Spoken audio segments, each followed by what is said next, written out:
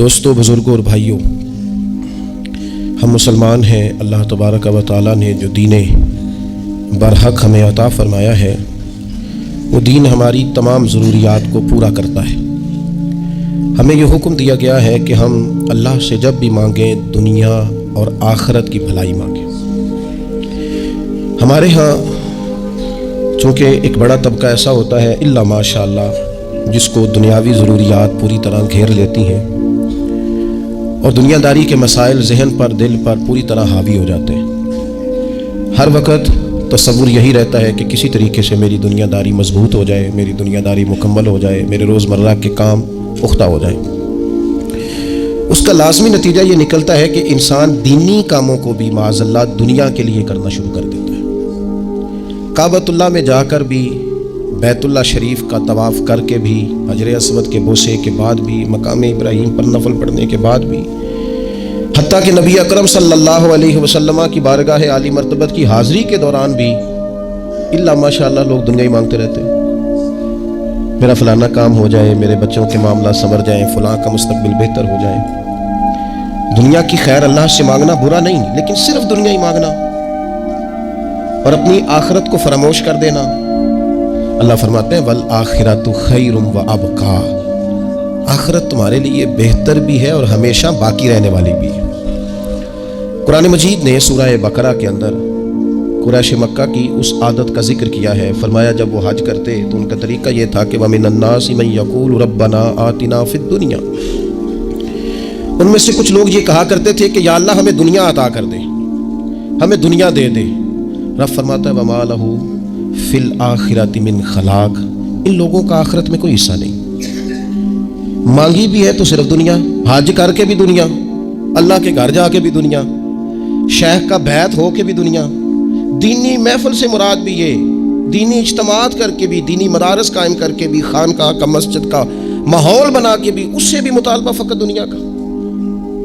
ان کفار کی اس عادت کو ذکر کر کے ہمیں سمجھایا گیا کہ جو فقط دنیا مانگتا ہے اس کا آخرت میں کوئی حصہ، اور فرمایا کچھ لوگ ایسے ہیں وَمِنْهُمْ مَنْ يَقُولُ رَبَّنَا آتِنَا فِي الدُّنْيَا حَسَنَةً، اچھا انہوں نے دنیا بھی مانگی تو صرف دنیا مانگی، حسنہ نہیں مانگی۔ اور یہاں فرمایا کچھ لوگ ایسے ہیں جو رب سے کہتے ہیں یا اللہ ہمیں دنیا میں بھی بھلائی عطا فرما، دنیا بھی دے تو حسنہ دینا، وہ دنیا دینا جو ہمارے دین کو تقویت دے، وہ دنیا دینا جو ہمارے اعمال حسنہ کو مضبوط کرے، دینی معاملات کو تقویت دے، دنیا بھی وہی عطا فرما۔ اور ساتھ کہتے ہیں وَفِي الْآخِرَةِ حَسَنَةً، یا اللہ ہمیں آخرت میں بھی بھلائی ہی عطا فرما، وَقِنَا عَذَابَ النَّارِ، اور ہمیں دوزخ کے عذاب سے بچا، اولئک لہم نصیب مما کسبوا، فرمایا ایسوں کو ان کی کمائی ہی ملے گی، جو انہوں نے کیا ہے وہ خوش نصیبی انہیں ضرور میسر آئے گی، چونکہ دنیا بھی مانگ رہے ہیں، آخرت بھی مانگ رہے ہیں۔ ہمیشہ کوئی بھی کام کریں کسی قسم کا بھی، اس میں یہ دیکھیں کہ کیا اس میں میرے لیے کوئی ذخیرہ آخرت بنے گا، کیا یہ کام میری قبر میں، حشر میں، قیامت میں میرے لیے کوئی فائدہ مند ہوگا۔ میں بڑے درد سے عرض کرتا ہوں بعض لوگ دینی کام کرتے ہیں اور ان سے جب سوالات کیے جاتے ہیں تو وہ بعض اوقات تکلیف دہ معاملہ ہو جاتا ہے کہ اس دینی کام کے پیچھے بھی وہ والا خلوص نہیں جو ایک مسلمان کا رب اور رسول کے ساتھ ہونا چاہیے، اس دینی کام کے پیچھے بھی کچھ دنیاوی مقاصد موجود ہیں۔ تو اگر بڑی پگڑی اور بڑے جبے کے پیچھے بھی ایک دنیا دار چھپا ہوا ہو، لوگوں کو تو دھوکہ دیا جا سکتا ہے، رب اور رسول کو تو نہیں نہ دیا جا سکتا۔ وہاں تو دلوں کا خلوص ہی پہنچتا ہے، وہاں تو نیتوں کا حسن ہی پہنچتا ہے۔ تو اللہ تبارک و تعالیٰ سے جب بھی سوال کیا جائے دنیا اور آخرت کی بہتری کا سوال کیا جائے۔ ایک لفظ ہے حدیث پاک میں جس کو عافیت کہتے ہیں۔ ترمذی شریف میں حضرت سیدنا عباس بن عبد المطلب رضی اللہ تعالیٰ عنہ آپ کی روایت موجود ہے، فرماتے ہیں میں نبی پاک صلی اللہ تعالیٰ علیہ وسلم کی خدمت عالی مرتبت میں حاضر ہوا تو میں نے عرض کی یا رسول اللہ صلی اللہ تعالیٰ علیہ وسلم مجھے ایسی چیز بتائیں جو میں اپنے رب سے مانگوں۔ چیز مانگنی ہوتی ہے نا، بعض اوقات موقع ملتا ہے تو کئی دفعہ انسان امتحان میں آ جاتا ہے، کیا مجھے موقع مل گیا ہے، مجھے کہا گیا کچھ مانگ لو تو بھلا میں کیا مانگوں۔ حضرت عباس بن عبد المطلب رضی اللہ تعالیٰ عنہ نبی پاک علیہ السلام کے پیارے چچا جان ہیں، عرض گزار ہیں یا رسول اللہ صلی اللہ علیہ وسلم مجھے بتائیے میں اپنے رب سے مانگوں تو کیا مانگوں؟ تو حضور نے فرمایا رب سے عافیت مانگو۔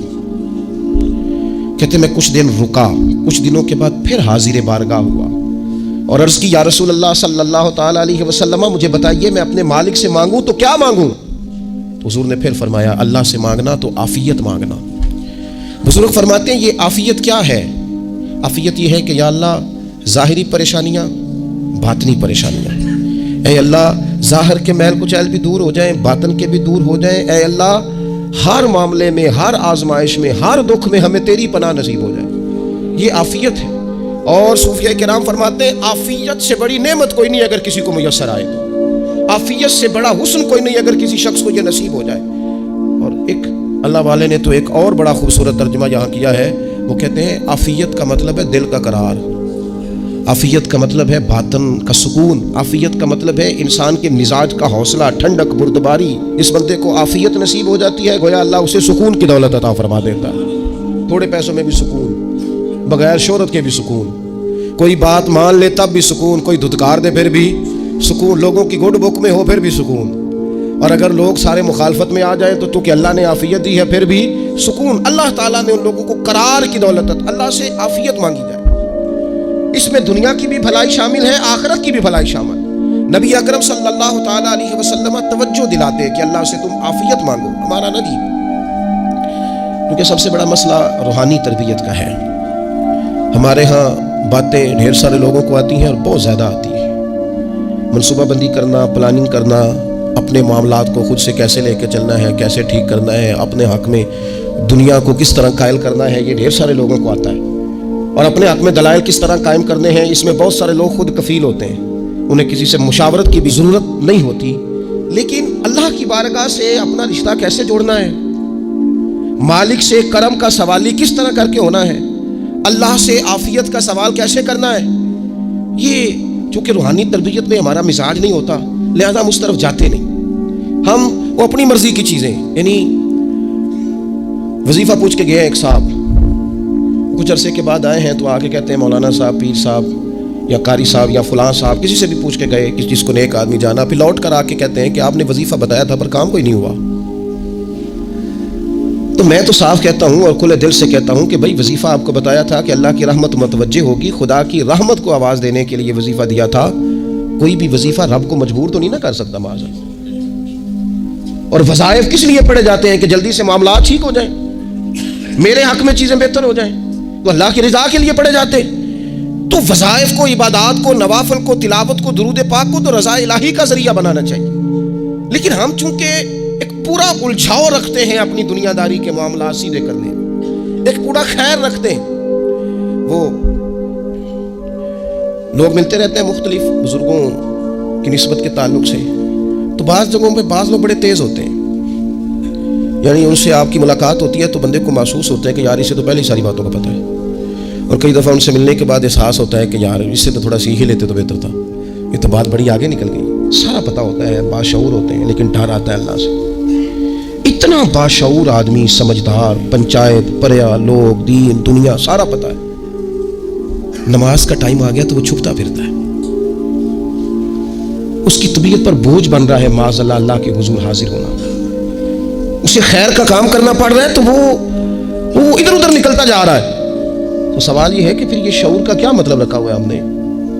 پھر اللہ سے دعا کرنے کی ضرورت نہیں. حضرت عارف رومی رحمۃ اللہ تعالیٰ علیہ فرمایا کرتے تھے بعض لوگوں کو رب سارا کچھ دیتا ہے، سجدے کی توفیق نہیں دیتا. اس کا مطلب یہ ہے کہ وہ کہتا ہے یہ سارا کچھ لے اور نکل جا، میرے گھر نہ آنا، رکھ سارا کچھ پاس. رب سے عافیت مانگی جائے، اس سے اس کا فضل مانگا جائے، اس سے اس کا کرم مانگا جائے. اللہ کے پیارے رسول صلی اللہ تعالیٰ علیہ وآلہ وسلم اس عافیت مانگنے پر زور دیتے، توجہ دیتے. میں آپ کو صحیح بتاتا ہوں، رب نے اگر کسی بندے کو عافیت میں رکھا ہو نا تو حالات کیسے بھی برے چل رہے ہوں اس کا بگاڑ کچھ نہیں سکتے. اور اللہ تعالیٰ معاف کرے 100 دفعہ خاکم بدہن، اگر کسی وقت اس کے کرم کی نگاہ پھر جائے تو پھر سارے اسباب سمیت بھی انسان اپنے پیروں پہ کھڑا نہیں رہ سکتا. اس سے جب تک طلب کرم نہیں ہوتا، طلب عافیت نہیں ہوتی، اس کی بارگاہ سے جب تک بندہ مومن پورا رجوع نہیں کرتا. یہ عافیت اتنی اعلیٰ چیز ہے کہ نبی پاک علیہ السلام نے فرمایا اذان اور اقامت کے درمیان جو وقت ہوتا ہے اس میں دعائیں رد نہیں ہوتی. دعا مانگا کرو گے تمہاری اللہ اپنے فضل سے قبول کر لے گا. عرض کی یا رسول اللہ کیا مانگے؟ تو فرمایا عافیت مانگو رب سے. حضرت انس بن مالک حدیث کے راوی ہیں رضی اللہ تعالیٰ عنہ، یہاں بھی فرمایا یہ عین قبولیت کا ٹائم ہے، اللہ سے عافیت مانگ لو، اس کی پناہ۔ ہم دعاؤں میں بھی محدود ہو جاتے ہیں، رب دا طالب کوئی نہ ملیا، جو ملیا طالب زردہ ہو، دعاؤں میں بھی حد بندی۔ بعض اوقات بچے بھی تربیت کرتے ہیں نا، ایک مولانا ہے، ان کا خیال ہے کہ انہوں نے مجھ سے کچھ پڑھا ہے، تو کبھی کبھی استاد جی کہہ دیتے ہیں، بہت پرانی بات ہے، انہوں نے مجھے فون کیا کہ اگر آپ کبھی تشریف لائیں، تو میں نے کہا پتر دعا مانگ اللہ کو چھوٹی جی گڈی دے وے۔ تو اس بچے نے میری بڑی تربیت کی، کہنے لگا استاد جی اللہ کو لو منگنی ہے تو وڈی ساری منگو، آپ نے محدود کیوں کیا کہ بھئی یہ چھوٹی سی اللہ گاڑی کیوں اللہ چھوٹی دے، رب دے تو بڑی دے اور رحمت سے دے، اللہ سے مانگنی ہے نا جی۔ ہم تربیت نہیں لیتے، میں نے اس کا شکریہ ادا کیا، میں نے کہا بیٹے تو نے بڑی سونی بات کی، اللہ تجھے اس کا اجر عطا کرے، اللہ تجھے برکات عطا کرے۔ اگر آپ نے سیکھنا ہے تو پھر آپ سیکھ لیں گے، اور اگر نہیں سیکھنا تو پھر یہی کہنا ہے ساری عمر لانگی بندہ کو نہیں ملیا، چونکہ مزاج نہیں ہے نا سیکھنے کا، اس لیے پھر ملا ہی کوئی نہیں، پھر ساری زندگی کو میسر ہی نہیں آیا، کسی نے نصیحت ہی نہیں کی، کوئی آنکھوں کو بھایا ہی نہیں، خود ہی بڑے سیانے تھے، خود ہی بہت بڑے تھے، اپنا قد بھی بڑا اونچا تھا، سب ٹھگنے چھوٹے اور کمزور اور بوڑے نظر آئے۔ عزیز بھائی، جب عافیت، ایک بزرگ تھے ہر وقت اللہ سے عافیت مانگتے تھے، ہر وقت اللہ سے عافیت مانگتے تھے، ہر وقت عافیت مانگتے تھے۔ لوگوں نے پوچھا، لوگ ان کو صالح جانتے تھے، نیک سمجھتے تھے، کہ حضور آپ اور کوئی دعا مانگتے نہیں، عافیت ہی مانگتے ہیں؟ فرمانے لگے میں مانگا کرتا تھا شروع میں، بعد میں خیال آیا اور بھی دعائیں مانگا کرتا تھا، یہ احساس بعد میں نصیب ہوا۔ فرماتے میں مزدوری کرتا تھا، مال برداری کرتا تھا، ایک جگہ پہ ڈیوٹی کر رہا تھا تو تھک گیا، اور وہ جو کام لینے والے لوگ تھے ان کا رویہ بھی بڑا ترش تھا، تکلیف ہوئی، تو میں نے اپنے مالک کی بارگاہ میں عرض کی، مالک اگر 2 روٹی بغیر مجھے مشقت کے مل جائے دن میں تو تیری بارگاہ تو بڑی کریم ہے۔ کہتے ہیں میں نے یہ دعا مانگ لی، ذرا میں تھوڑا آگے بڑھا تو 2 بندے آپس میں لڑ رہے تھے، میں ان کی صلح کرانے کے لیے، انہیں بچانے کے لیے آگے بڑھا، تو میں جس کو چھڑا رہا تھا دوسرے نے میرے اوپر ضرب لگا دی، میرا بھی سر پھٹ گیا۔ تھوڑی دیر کے بعد وہاں پولیس آ گئی، وہ تینوں کو لڑنے والا سمجھ کے اٹھا کے لے گئے، مجھے جیل ہو گئی، 2 روٹیاں بغیر مشقت کے روز ملنی شروع ہو گئی۔ دعا مانگی تھی نا کہ یا اللہ 2 روٹیاں مل جائے نا بغیر مشقت کے، کہتے ہیں وہ 2 روٹیاں روز ملتی، کوئی کام نہیں کرنا پڑتا، پر جیل ہو گئی۔ فرماتے ہیں میں بڑا پریشان تھا، روز روٹیاں پابندی سے آتی اور بہترین آتی، کھانا ملتا۔ پھر کچھ عرصے کے بعد میں نے سوچا کہ یار یہ دعا تو قبول ہو گئی نا تیری، اب تو اگر اس پر کوئی الگ بات کرے گا تو وہ تو غلط کرے گا۔ کہتے ہیں پھر خود ہی میرے دل میں اللہ نے بات ڈالی اور میں نے عرض کی مالک 2 روٹیاں نہیں، مجھے تو عافیت چاہیے، مجھے تو عافیت دے، میرے اوپر تو کرم فرما، تو نظر رحمت کر، جے ایک قطرہ بخشے مینوں، جے ایک قطرہ بخشے مینوں تے کام بن جاندا ہی میرا، مہربانی کر عافیت عطا کر۔ فرماتے پھر خدا نے کرم کیا، کہاں سے اسباب بنے میرے جیل سے چھوٹنے کے، کون کون میرے ضمانتی بنے اللہ ہی جانتا ہے۔ فرماتے ہیں دروازے بھی کھل گئے، رزق بھی ملتا ہے، صحت بھی میسر ہے، سجدہ بھی کر لیتا ہوں، سویرے تلاوت بھی کرتا ہوں، شام کو مدینے والے کی بارگاہ میں رج کے درود و سلام بھی عرض کرتا ہوں، میں ممکن ہوتا ہے تو کسی غریب کی داد رسی بھی کرتا ہوں۔ اب سمجھ آئی ہے، ربنا آتنا فی الدنیا حسنۃ وفی الآخرۃ حسنۃ وقنا عذاب النار۔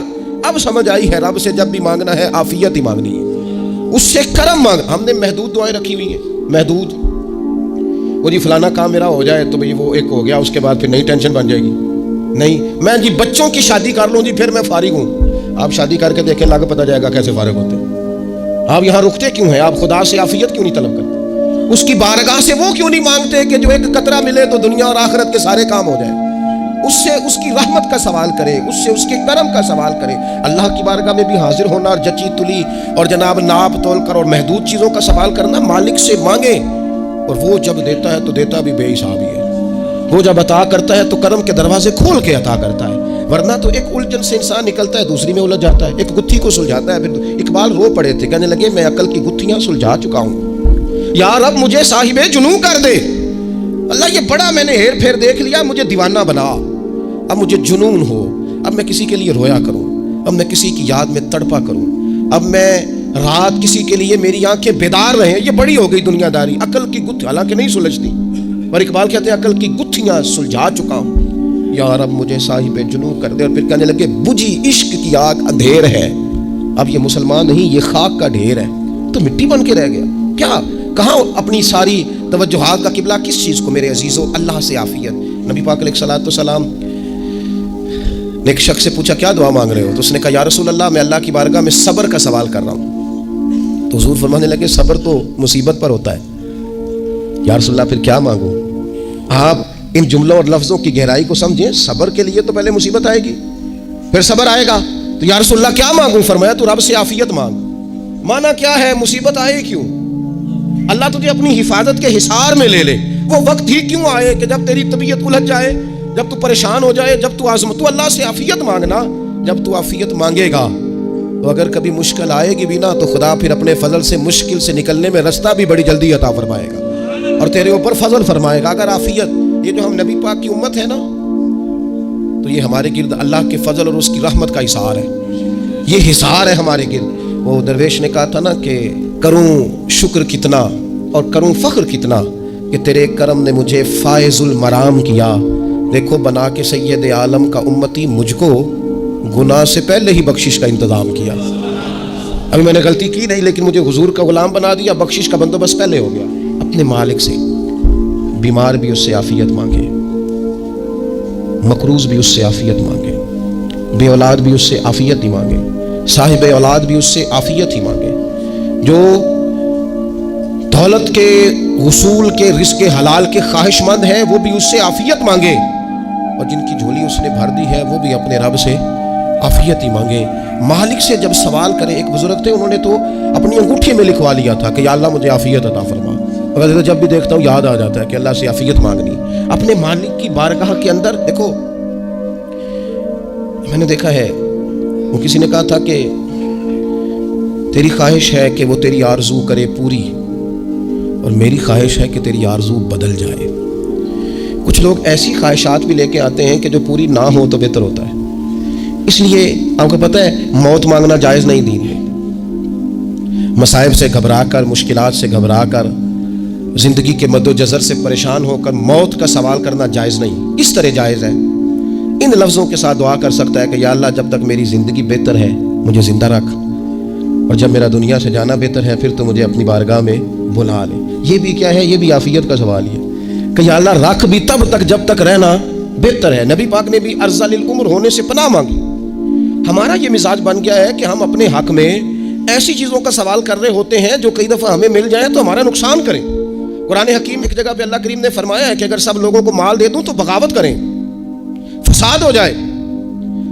کیا مانا؟ کہ اپنا نقصان کر بیٹھے لوگ۔ ہم اپنے مالک کی بارگاہ میں بعض ایسی چیزوں کے سوالی ہیں کہ جو ہمارے لیے ٹھیک نہیں ہے، ہمیں اس کے کرم پر چھوڑنا ہے، اس سے عافیت مانگنی۔ اور بعض لوگ، کیونکہ میں کہہ چکا ہوں شروع میں کہ ہماری دینی روحانی تربیت نہیں ہوتی اور ہم کہیں سے باقاعدہ اسباق لینے کے قائل ہی نہیں ہوتے، پوری تربیت کا ہمارا مزاج نہیں ہوتا، اپنی عقل اور اپنا شعور اور اپنے حساب سے ہم زندگی کو بتانا چاہتے ہیں۔ اور یہ جو میرا دور ہے یہ ویسے ہی الجھا ہوا زمانہ ہے، اللہ ماشاء اللہ، پتہ نہیں کوئی کیا بول رہا ہے، کوئی کیا کہہ رہا ہے، ایسے جیسے کوئی میلہ لگا ہوا ہے اور کان پڑی آواز سنائی نہیں دے رہی۔ جس کی دکان پر کوئی گاہک نہیں وہ بھی کہہ رہا ہے لائنیں بنا لو۔ ایسا الجھا ماحول ہے اور ایسی آزمائش ہے کہ لوگ بیچارے پریشان ہیں۔ دیکھیں جب تربیت کے ساتھ انسان آگے بڑھتا ہے نا، ہمارے پاس مقتدا ہے اللہ رسول کا کلام، ہمارا پیشوا ہے رب رسول کا فرمان۔ جب ہم کتاب و سنت کی روشنی میں آگے بڑھتے ہیں تو پھر ہمارے لیے منزل آسان بھی ہوتی ہے اور قریب بھی ہوتی ہے، پھر ہمارے لیے آگے کی طرف سفر کرنا، آگے بڑھ جانا یہ آسان ہوتا ہے۔ آپ غور کریں جو لوگ دنیا میں کامیاب رہے، بھلا کس طرح کامیاب رہے؟ وہ اس طرح کامیاب رہے کہ انہوں نے نا اپنے رب سے عافیت مانگی، اللہ تعالیٰ نے خود بخود ان کے لیے رستے بنائے۔ آپ تاریخ پڑھیں گے بعض لوگوں کی تو لگ نہیں رہا تھا کہ وہ اتنی کامیابی حاصل کریں گے۔ دیکھ لیں آپ حضرت غوث اعظم جیلانی رضی اللہ تعالیٰ عنہ بغداد شریف تشریف لاتے ہیں تو ان کی کیفیت یہ ہے کہ پتے کھا کے گزارا کرنا پڑتا ہے، یعنی پیچھے کوئی ایسا بیک گراؤنڈ کسی کا بنایا ہوا ادارہ، کوئی بڑی خانقاہ، کوئی بڑے لمبے چوڑے والد صاحب کے مریدین، کوئی بڑا لمبا سلسلہ نہیں مل رہا۔ ان کو بظاہر پتے کھا کے گزارا کرنا پڑتا ہے، لیکن چونکہ وہ نکلے ہیں اللہ کی مدد کے ساتھ، انہیں اللہ نے تائید دی ہے، فضل فرمایا ہے، تو نتیجہ یہ نکلا ہے کہ 70 ہزار بندہ ایک ایک وقت میں تربیت لینے کے لیے ان کے سامنے موجود ہے۔ یہ اللہ نے اسباب بنائے ہیں، کیونکہ جب رب عافیت عطا کرتا ہے تو پھر اللہ اسباب بھی پیدا فرماتا ہے۔ ہمارا ذہن تو تھک جاتا ہے سیاست کرتے کرتے، ہم تو جناب پوری ترتیب سے ہمیں سلیقہ آتا ہے کس طرح کر کے کس بندے کو کیسے قائل کرنا، پورے طور پر ہم وہ ساری زندگی سیاست کرتے رہتے ہیں۔ وہ خاندانوں میں بھی چلتی ہے، گلی محلے میں بھی چلتی ہے، دوستوں میں بھی چلتی ہے، اور بعد میں پتہ چلتا ہے کہ یہ پتے کھیل کون رہا تھا، اصل میں صلح کرانے والا تھا کہ لڑائی کرانے والا تھا، یہ سب کا خیر خواہ تھا، یا سب کی ذہن کے اندر فطور کی آمیزش ہی اس شخص کی وجہ سے تھی۔ ہم چونکہ وہ خاص عافیت اللہ سے نہیں مانگتے، ہماری مخصوص سیاست ہوتی ہے سبھی کو راضی رکھو، اس کا نتیجہ یہ نکلتا ہے کہ ایک ٹائم آتا ہے کوئی بھی راضی نہیں رہتا۔ ہم اگر اپنے مالک کی طرف رجحان کریں اور اللہ نے جو ہمیں شعور دیا ہے اس شعور کو لے کر اللہ کی بارگاہ کی طرف بڑھیں۔ آپ یقین کریں اعلیٰ حضرت بریلوی رحمۃ اللہ علیہ کی کتابیں ہیں، ایک ایک کتاب پر پی ایچ ڈی ہو رہی ہے، اور انہوں نے 150 سال پہلے بیٹھ کر جو کچھ لکھا تھا بھائی نہیں لفظ بلفظ اس کی ضرورت آج محسوس ہو رہی ہے اور آنے والے وقت میں بڑھ رہی ہے۔ لیکن ان کے پاس کوئی ٹیم نہیں تھی، 50 لوگ نہیں تھے جو ان کے پاس بیٹھ کے لکھواتے، اپنا پریس نہیں تھا، ایسے لوگ نہیں تھے کہ جن کو پتا ہوتا کہ کتاب ہم کل چھاپیں گے اور اتنے فیصد یہ مارکیٹ میں نکل بھی جائے گی، ایسا کچھ نہیں تھا۔ کیا تھا؟ اللہ کی مدد ساتھ تھی، تائید ایزوی ساتھ تھی، اللہ نے اپنی عافیت میں رکھا تھا۔ وہ قرآن مجید کی آیت کا ترجمہ کرتے ہیں نا اعلیٰ حضرت اہدنا الصراط المستقیم، یا اللہ ہمیں سیدھی راہ پہ چلا۔ بہت سارے مفسرین نے کہا اے اللہ ہمیں سیدھا راستہ دکھا، فرماتے ہیں اے اللہ ہمیں سیدھی راہ پر چلا۔ تو کسی نے کہا حضور یہ چلا اور دکھا میں کیا فرق ہے؟ فرمانے لگے دکھانے کا مطلب یہ ہوتا ہے کہ کسی نے پوچھا میں نے گجرانوالہ جانا ہے، تو دکھانا یہ ہے کہ اسے کہا یہاں سے باہر نکلو، روڈ پہ چڑھ جاؤ، سیدھے جاؤ گے، ایک پول آئے گا اسے کراس کرنا، نیچے اترنا، وہاں سے شہر شروع ہو جائے۔ پھر اس نے اگر کوئی اندرونی جگہ شہر کی پوچھ لی تو اس کو کہا کہ رائٹ ہو جانا، پھر لیفٹ ہو جانا، پھر آگے کسی سے مزید۔ یہ ہے راستہ دکھانا، اور ایک ہے چلانا۔ اس نے کہا میں نے گجرانوالہ جانا ہے، تو اس نے کہا ساتھ بیٹھنا میری گاڑی پہ، جہاں تو نے جانا ہے میں چھوڑ کے آتا ہوں۔ یہ راستے پہ چلانا ہے، یہ مقام تفکر ہے، آپ اس پر غور فرمائیں گے۔ کہتے ہیں یا اللہ تو ہمیں راستہ دکھائے گا اور دکھاتا ہے، لیکن چاروں جانب شیطان بھی تو بیٹھا ہے نا، فتنے بھی تو ہے نا، تو اگر تیری رحمت ساتھ ساتھ رہے، مانا کہ محبت کے سفر میں ہر گام پہ 100 مشکل ہے، لیکن یہ سفر آسان بھی ہے اگر ساتھ تمہارا ہو جائے۔ اگر تو ساتھ چلے تو پھر یہ سفر مشکل ہے۔ ہارون رشید نا اپنے محل کی چھت پہ ٹہل رہا تھا، سب سے اوپر والے چوارے پر، نیچے سے حضرت بہلول دانا گزر رہے تھے، اوپر اس کے ساتھ سپاہی بھی تھے، گن مین بھی تھے۔ اس نے کہا یہ بابا تو ذرا اوپر اٹھاؤ۔ انہوں نے ایک ڈولی، ایک ٹوکری سمجھ لیں، اس کو رسیاں باندھ کے نیچے پھینکا۔ نیچے جو سپاہی تھے ان کو کہا کہ یہ بابا جی کو پکڑ کے اس میں بٹھاؤ۔ انہوں نے جبرن تھاما بابا جی کو، اس میں ڈالا، اوپر والوں نے کھینچ لیا۔ 2-3 منٹ لگے، ہارون رشید کے سامنے حضرت بہلول دانا پہنچ گئے تو تھوڑے ناراض بھی ہوئے کہ یہ کوئی طریقہ تو نہیں نا بلانے کا۔ ملاقات ہوئی تو کہا کیوں بلایا؟ کہنے لگا ایک مسئلہ پوچھنا تھا۔ فرمانے لگے بادشاہ ہے نا، تیرے مسئلے پوچھنے کا بھی اپنا ہی انداز ہے، پوچھ مسئلہ۔ کہنے لگا بابا پوچھنا تھا کہ آپ اللہ تک کیسے پہنچے؟ حضرت بہلول دانا چپ کر گئے۔ 2-4 منٹ کے بعد کہنے لگے جس طرح ابھی زمین سے تیرے تک نہیں پہنچا، بالکل اسی طرح پہنچ گیا رب کریم کی بارگاہ تک، اور وہ بھی جو اس نے کرم فرمایا ہے، ورنہ میں تو نہیں سمجھتا کہ میں پہنچ گیا، وہ بھی اگر تیری خوش گمانی ہے۔ ہارون رشید کہنے لگا مجھے سمجھ نہیں آئی۔ فرمانے لگے تو بادشاہ جو ہے اتنی جلدی کیسے سمجھ میں آئے گی تجھے بات؟ فرمانے لگے اگر میں تجھ سے ملنا چاہتا نا تو میں ایک درخواست لکھتا، پھر کسی وزیر سے سفارشی سائن کراتا، پھر وہ جمع کراتا، پھر مجھے ٹائم ملتا کہ فلاں دن فلاں تاریخ فلاں ٹائم آ جانا، پھر آ کے میں لائن میں لگتا۔